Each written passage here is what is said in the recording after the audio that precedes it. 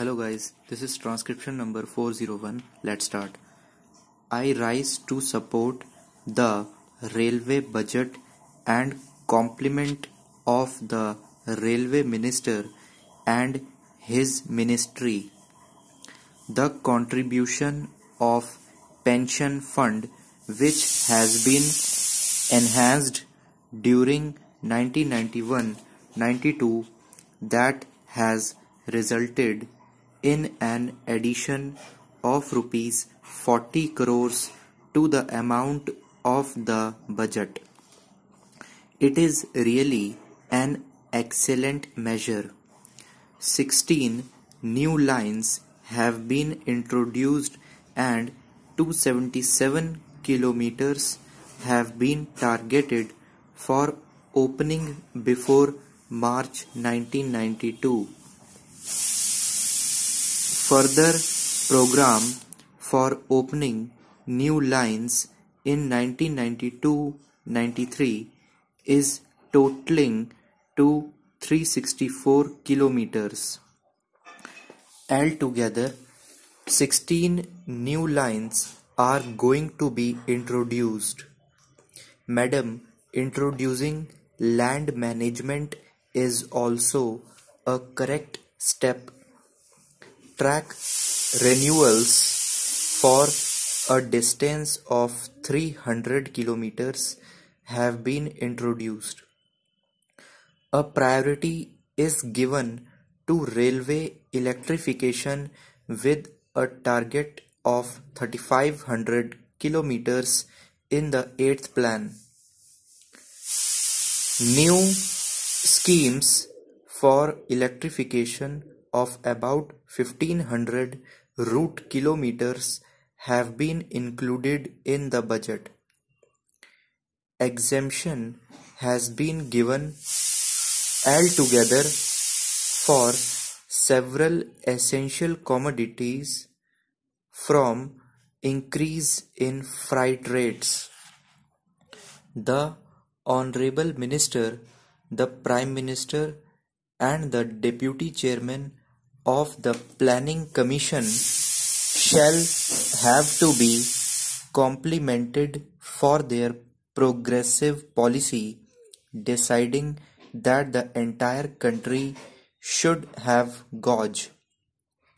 That is why the conversion of meter gauge to broad gauge has been introduced. This is a very correct measure. This will promote the backward areas and simultaneously provide employment to the poor and the needy. I would like to remark that the conversion of narrow gauge in the most backward area, that is Kolar district of Karnataka, has not been included.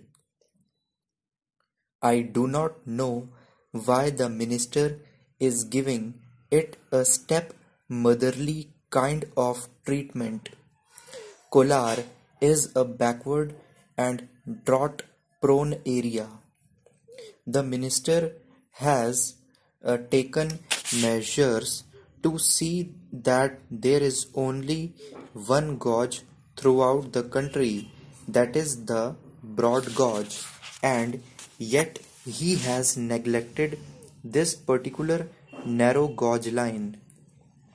I hope the minister will kindly consider this aspect and see that this will be converted into broad gauge line. The rise in fare and freight charges is not high when compared to the previous budget. This budget has in fact taken care of the poor and the ordinary class passengers. There is criticism that the increase in fare and freight charges is steep and is not in the interest of the rail user. The second-class compartments and sometimes even The first class compartments are very crowded. Drinking water is not being provided. The toilets and bathrooms are not clean. The railway authorities should pay more attention to the basic requirements of the passengers. The food that is being supplied is not at all good and hygienic. It is very often cold and exposed, let alone the taste of food, which is very bad at times. Care must be taken by the management to provide good and hygienic food. The Honorable Minister has been kind enough to supply hot and hygienic food to the members in the Central Hall and in the Parliament. Likewise, the same kind of good food should be supplied to the passengers also. As the catering service is being privatized, the service should improve. It is criticized that laying of double line in some parts of Tamil Nadu and other areas has not been taken up. This is true and it has to be done on priority. I suggest that new lines should be laid and the narrow gauge and meter gauge lines should be converted to broad gauge lines. The workers as well as people suffer when funds meant for conservation are not released. This is especially so in the case of Konkan Railway and Mysore Bangalore route. Anyway, this budget has sought to provide employment opportunities to the downtrodden people. It contributes a great deal for the development and growth of the country. The railway stations need to be properly equipped so that proper catering services are maintained.